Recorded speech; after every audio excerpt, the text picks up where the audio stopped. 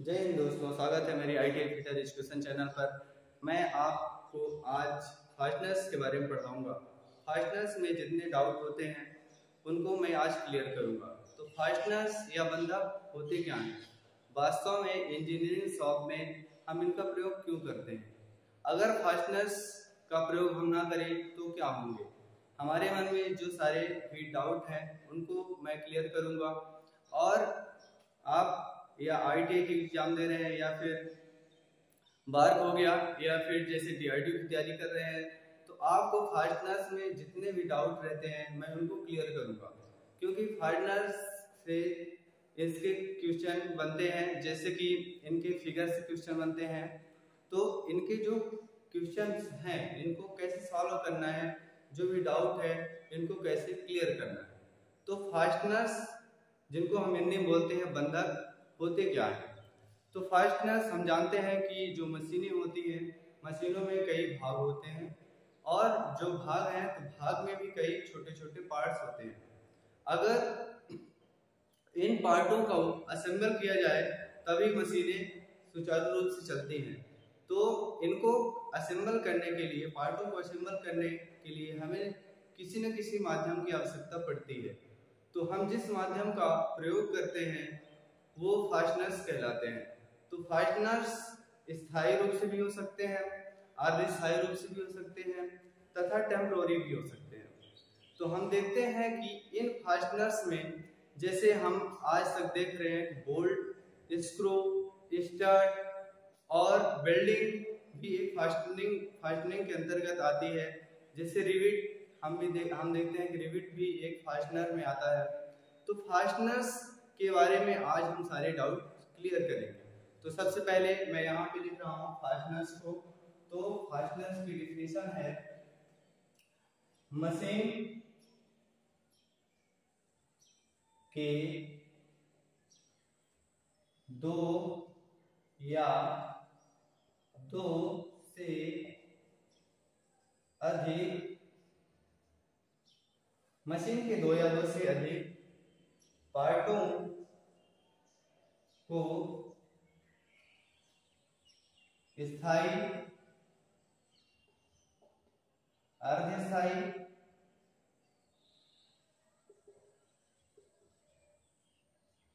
तथा अस्थायी रूप से जोड़ने के लिए जिस माध्यम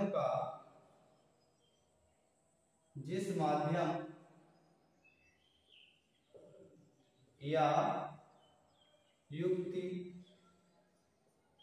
का प्रयोग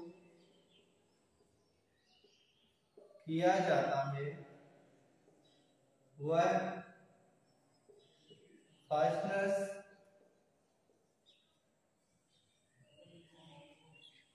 हिंदी में बंधक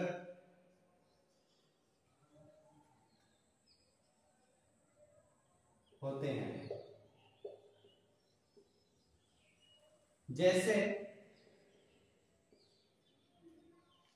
bolt, nut, stud, washer,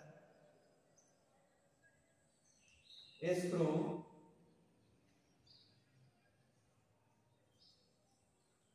welding, brazing, etc। तो यहाँ पे अभी हमने फास्टनर की डिफिनेशन को देखा है।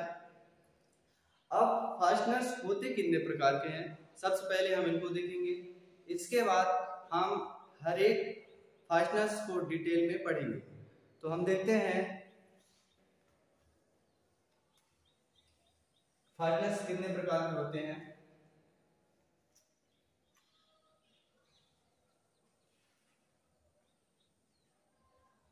फास्टनर्स यहाँ पर तीन प्रकार के हैं।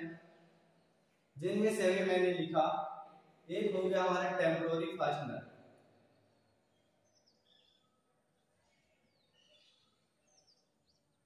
टेम्पोररी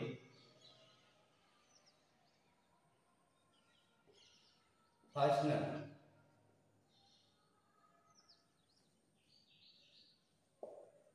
टेम्पोररी फास्टनर को हम बोलते हैं अस्थायी, अस्थायी फास्टनर्स, सॉरी अस्थायी बंधक, अस्थायी बंधक। तो अस्थायी बंधक होते क्या हैं? इसमें लिखा हुआ है टेम्पोररी। टेम्पोररी का मतलब ये होता है कि हम जिसको स्थायी रूप से जोड़ नहीं सकते हैं, जिसको हम स्थायी रूप से जोड़ नहीं सकते हैं, जैसे बोल्ट, नट, स्क्रू, स्टड, ये सब आते हैं हमारे अस्थायी फास्टनर्स में। अस्थायी फास्टनर्स में यह फायदा होता है कि जब हम दो पार्टों को कभी भी डिसेंबल करते हैं, यानी कि उनको अलग करते हैं, तो जो पार्ट होता है वो खराब नहीं होते हैं, वो डिस्टर्ब नहीं होते हैं और फास्टनर्स में भी कोई त्रुटि नहीं आती है। अगर हमें मशीन के दो पार्ट्स हैं, दो पार्ट्सों को जोड़ना है, जैसे मान लीजिए हमारा एक पार्ट ये हो गया तथा दूसरा पार्ट ये हो गया, इन दोनों पार्टों को हमें अगर नट बोल्ट के माध्यम से जोड़ दिए, मैंने जोड़ दिया, नट बोल्ट के माध्यम से मैंने यहाँ जोड़ा, तो अगर इसको कभी भी खोलूंगा तो क्या होगा कि ये जो पार्ट्स हैं, पार्ट्स में कोई यानी कि डिस्ट्रॉय नहीं होंगे, यानी पार्ट प्राप्त नहीं होंगे। तो ये पार्ट्स हो गए हमारे, इसको हम बोलते हैं अस्थायी फास्टनर्स या बंधक, अस्थायी फास्टनर्स, यानी जिसमें जो पार्ट होता है और जो इसके साथ में फास्टनर्स लगता है वो खराब नहीं होता है। तो यह होता है हमारा अस्थायी फास्टनर्स। तो हम पढ़ेंगे अस्थायी फास्टनर्स के बारे में। अस्थायी फास्टनर्स की थोड़ी सी डिफिनेशन लिख लेते हैं कि वास्तव में है क्या, देखते हैं। वायर फास्टनर्स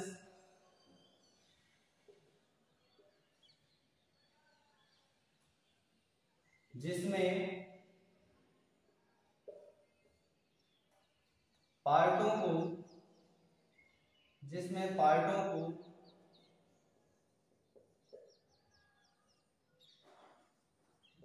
असेंबल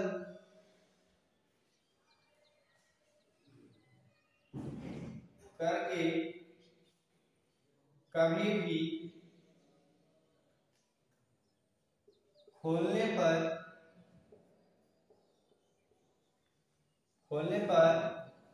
पार्ट्स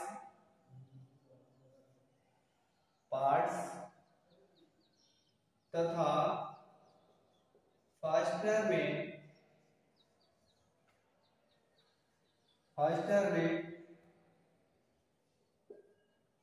कोई त्रुटि